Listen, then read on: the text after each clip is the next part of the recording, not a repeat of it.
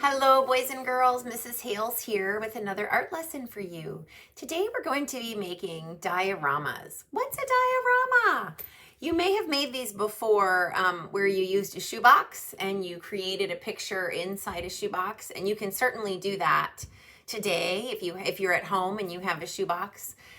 If you're everybody else and you're not like that, we are going to be making our own kind of little box, if you will, or part of a box. So a diorama is a three-dimensional illustration or depiction of like a landscape or a cityscape or some kind of scene. In this case, our scene is going to be a winter landscape, or you could make a cityscape. But I'm going to show you how to make a winter landscape or a winter scene. We are inspired to make these by an artist named Kelly Poussette. She is from Canada, British Columbia, and I'm going to play you a video so you can get to know her and how she works a little bit more.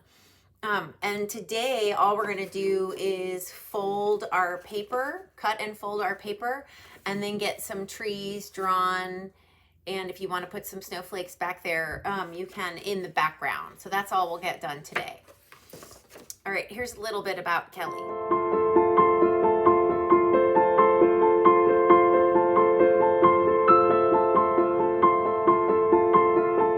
When I was a kid growing up, some of my favorite books were pop-up books and books that had doors in them and little pieces that would fold out and little secrets hidden behind things. And I think I'm always trying to work towards that in my scenes with paper cut pieces.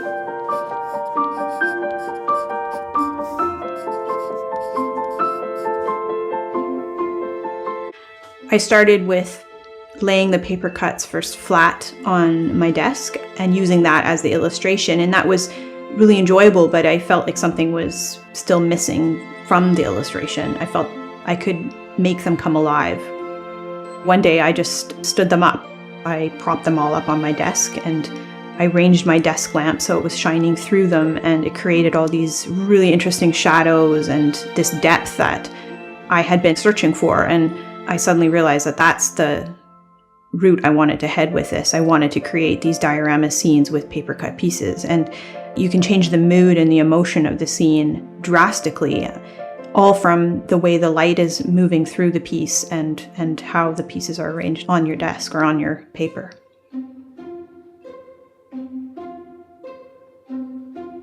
I moved up north about 7.5 years ago, and my husband and I, we started hiking and snowshoeing and bushwhacking through these really dense forests, and it took me a really long time to get over my fear of the forests and of the denseness of the trees. And to help me with my fear of it, I started creating in my mind these happy forests where jolly animals lived and they all lived in harmony together. And I think that's kind of where my inspiration comes from, is I like to think of these places as beautiful, happy places, and that's kind of what I hope to create.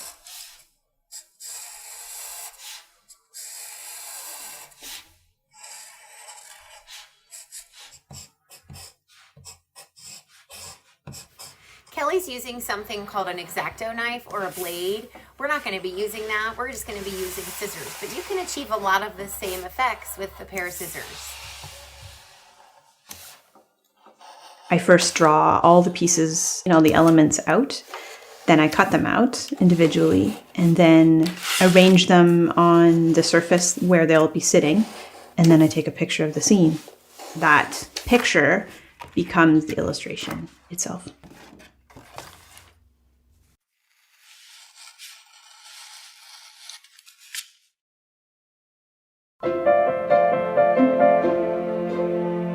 When I sit down at my desk to create a new paper cut scene, it's like all the worries I've had in the day or frustrations just sort of go away, because I'm so focused on what I'm doing, and I get so much joy out of what I'm doing that it gives me a huge amount of peace and calmness, and it's incredibly rewarding. I think I always want it to feel that if somebody's looking at the diorama, they feel like they are stepping physically into it and standing right next to a paper cut tree. That's what I'm always striving for. I like to think that I can bring the viewer into the picture and help them become a part of it.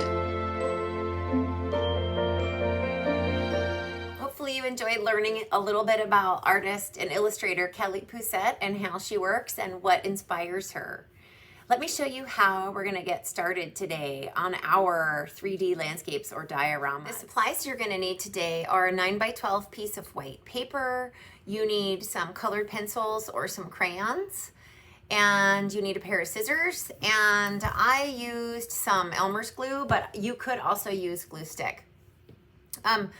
When you're coloring your trees in the background, you want to keep a limited color palette for this project. That is what makes it look like a winter scene. There's a lot of white. So I used like a royally, like kind of a muted, darker royal blue and turquoise. And then we're gonna do this fox and the other trees next week. But that's all I used today, were 2 blues.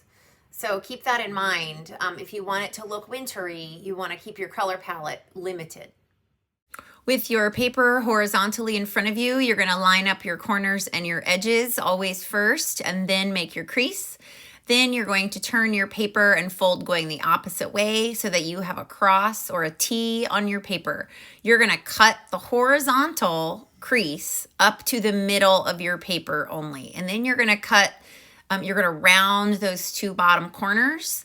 The reason you're rounding these corners is because later you're going to fold them up and they're going to be kind of like hills, snowy hills in your landscape. They don't have to be exactly the same.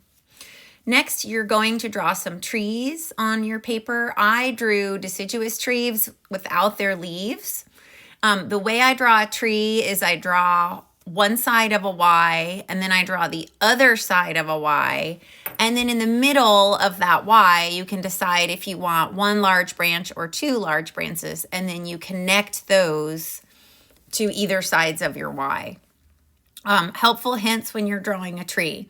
Your branches always angle down and out or up and out. They never point back towards the inside of the tree. In nature, sometimes that happens, but when we're trying to draw a tree from our imagination, it looks more like a tree if your branches always go up and out or down and out and not back in towards the middle trunk of the tree. And then the branches are bigger and longer, so they're fatter and longer the closer they get towards the middle of the tree. So the branches, as they get towards the main branch, they are wider. And then as they go out away from the main branch, they get skinnier. And then the branches that are closer to the main trunk or on the inside of the tree are longer than the branches on the outside of the tree. They get smaller and thinner as you work your way out all the way around the tree. Those are my branch helpful hints. I just think in my head, I'm just drawing a bunch of Ys, and then I'm adding on a bunch of little extra arms wherever it looks like I need an extra arm. And then I'm going to draw 2 of these trees. It is time consuming to get these trees drawn and colored in. It goes much faster when you're drawing like evergreen trees. But I wanted to show you again how I drew a tree. So if you can get your 3 or 4 main branches drawn, then you can always come back in like I'm doing now and draw your smaller branches with the larger ones again in towards the middle of the tree and getting smaller and thinner as they go out towards the edge of the trees. Your lines can be straight or they can be a little bit wavy or a little bit curvy. All trees are different, so it just depends on what kind of tree you're drawing. I drew some evergreen trees, which are just kind of like triangles stacked on top of each other. And then I'm going to put glue on the bottom section, and then I'm going to pull that top section over and overlap it. And then here I am folding up those curved edges that you cut, and those are like the foreground or the front of your diorama, with the trees being in the background or the back of your diorama. Now, what we're going to do next week is put some stuff in the middle. One of the cool things about making a diorama is it forces you to learn to overlap objects in a composition because you have a very limited amount of space to work with. So if you put 6 or 8 things in your composition, some of them are going to probably have to overlap. So that's easier to do when you're working with a sculptural piece of art, like a diorama or a sculpture, than it is sometimes for students when you're working with a painting. Sometimes when you're drawing or painting, you don't want to overlap those things because your brain wants you to be able to see the whole object.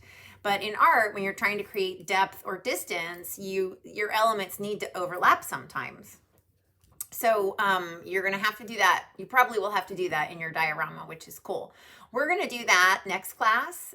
Today, if you just get your pictures glued together and let them dry, then next week we can, or next class, we can add more elements. So be thinking about if you want to put any animals in your picture, what kind of animals you want to put in there. If you want to put shrubbery or bushes or more trees up front, be thinking about stuff like that.